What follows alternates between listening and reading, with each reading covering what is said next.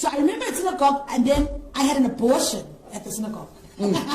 How did it happen? Who did you sleep with? I was sleeping with one of the camera guys, you know, and I also slept with Daniel, wise man. He's a wise man now. Wise man Daniel. His name is Daniel. He's a wise man now. He's Daniel.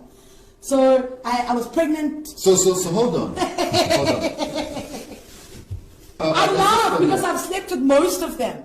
And for me, I remember those, and maybe you ask yourself, but where did you sleep with them? Right. If you know synagogue, there are places that nobody knows where the disciples sleep. We've got our own dormitories. And visitors' quarters, most of the time, visitors are not there. So in between thingies, we know our signals. So we go, we do our thing, and we're out. So when I discovered I was pregnant, I remember I confided in one of the sisters. I think it was Sister Yetunde or Lamide, someone there. And I told them, this is my situation. I was taken downstairs to the nurse. There's a nurse there in synagogue, and I had an abortion. How did that happen? How did they perform the abortion? In the house of God. In the house of God. Downstairs. The house of God. Church.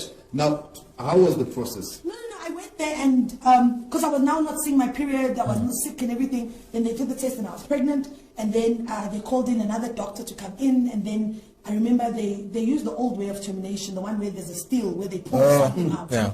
And I remember I was scared now. I was thinking, oh my God, please don't tell Daddy. Because we call T.B Joshua Daddy. Please don't tell Daddy. Please, I beg, don't tell Daddy. He said, no, don't worry. Everything is fine. You're okay. Immediately after that, I chorused the practice. I went straight on stage to rehearse. Soon after abortion? Immediately after abortion.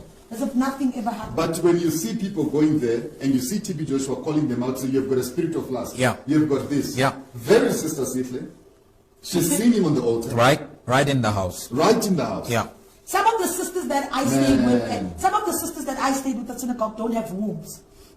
These were sisters that would confide in me and tell me, because I was worried to say, I'm having an abortion in the church. I'm going to be in trouble. And they were like, don't worry. Don't worry. It will be okay. After all, you are given to the church. You need to be, you are given.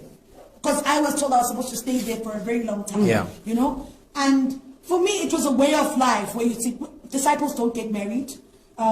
If disciples do get married, you kind of get ostracized out of the church. Yeah. Yes. I've got a friend, her name is Angela. She was the first white disciple to stay at the synagogue. So she got married at the church, and then she also saw things and she subsequently left. She wants nothing to do or hear or say about synagogue, Church of All Nations. She left. And me being there, I'm very vocal and I always ask. So every time at night we have disciple meetings. Now at this disciple meeting, that's when we learn the language. We learn the speech, we learn the behavior, we learn what to say, what not to do. That is why when visitors come, for example, when visitors come, most of them will say, T.B Joshua's disciples are rude, they are cruel, they have no hearts, they are bullies and everything like that.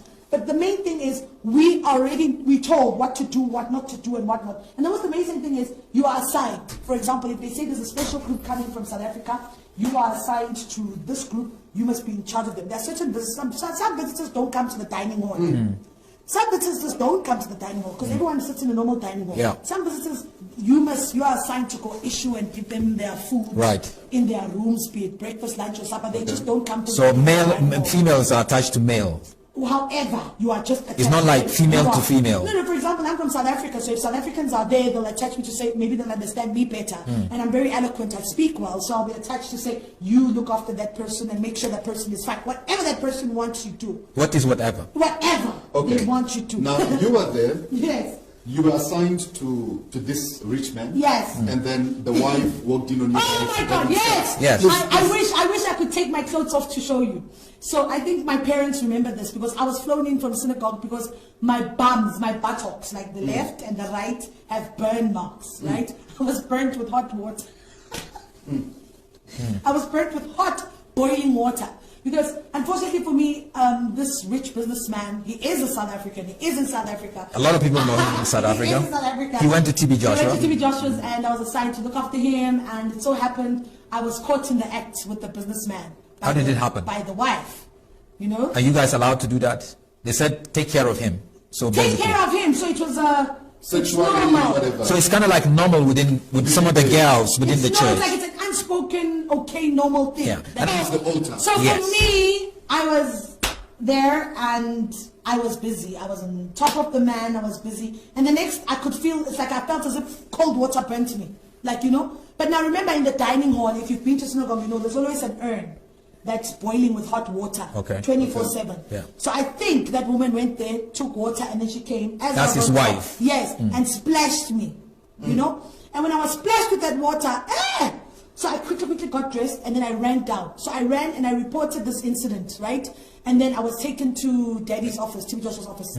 And I explained what happened. I remember I had T.B. Joshua. Yes, I had to take off my dress to show my bums, because now I started getting, you know, after being burnt, Those Yeah. boils, you get yeah. those boils. Yeah. So I started getting boils on my buttocks. And then this side, I've just fornicated, this side my bums are boiled. I was flown back into South Africa.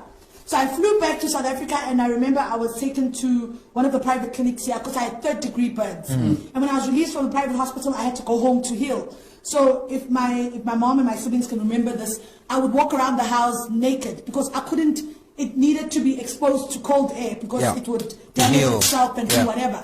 And every time I was told, when you're asked what happened, you must say you were walking past the urn and the tap of the urn burst and the water burnt you. That was the narrative they gave That you. was the narrative of my What story. did T.B Joshua say to you when you met him in the office and you were showing him your buttocks? When I showed him, he said, hey, bring it down. And then I had to bring it down. And then they spoke Yoruba that I didn't understand. Yeah. And then the next thing I was told to go out. Then I was called back in again. Then I was told, Sister Sikle, you are flying out to South Africa. Go pack your bag. So the very next day I was flown out to South Africa. Because remember now, he must contain this wealthy businessman Yeah.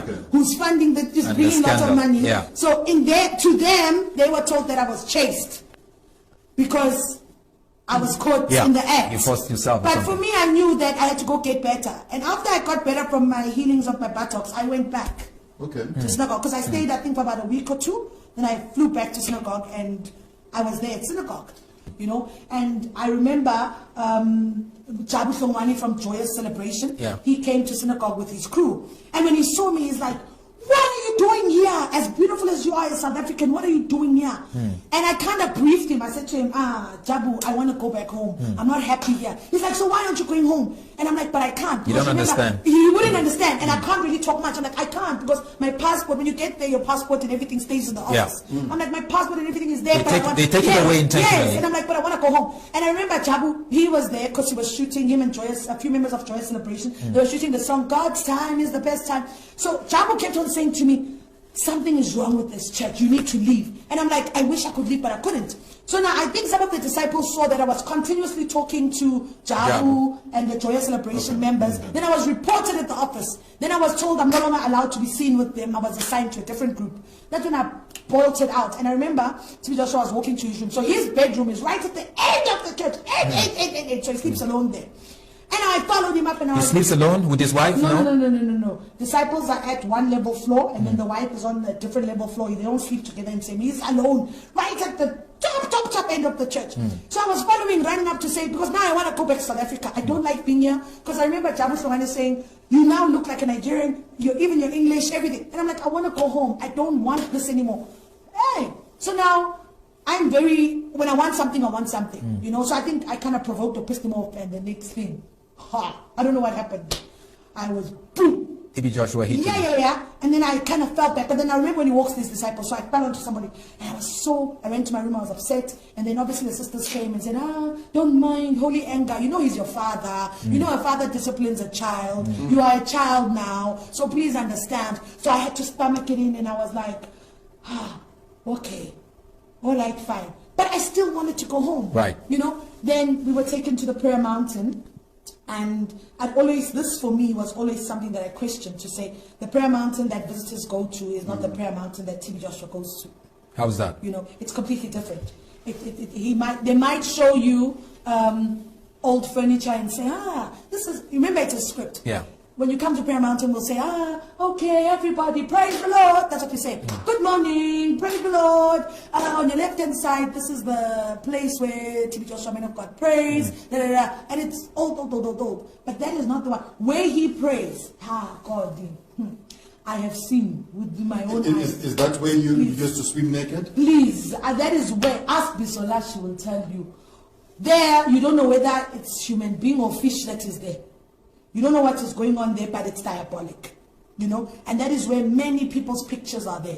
If the picture is not buried, the picture is Stuck to the, nailed to the tree. That is where everything happens.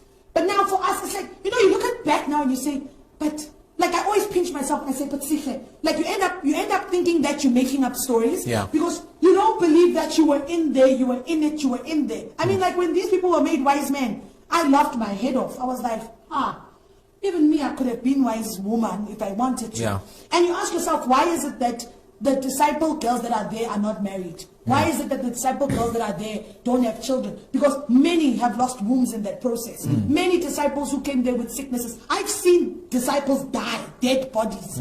Where you wake up, there's a dead body and must be thrown in a trash can. Trash can. Yes. Trash I've can. seen dead bodies where disciples... In the church. Oh my God. Disciples have ailments, but we can't be prayed for. We're just working for the church. We're working for God. And you see people... I don't know how many dead bodies or dead people I've seen within the church.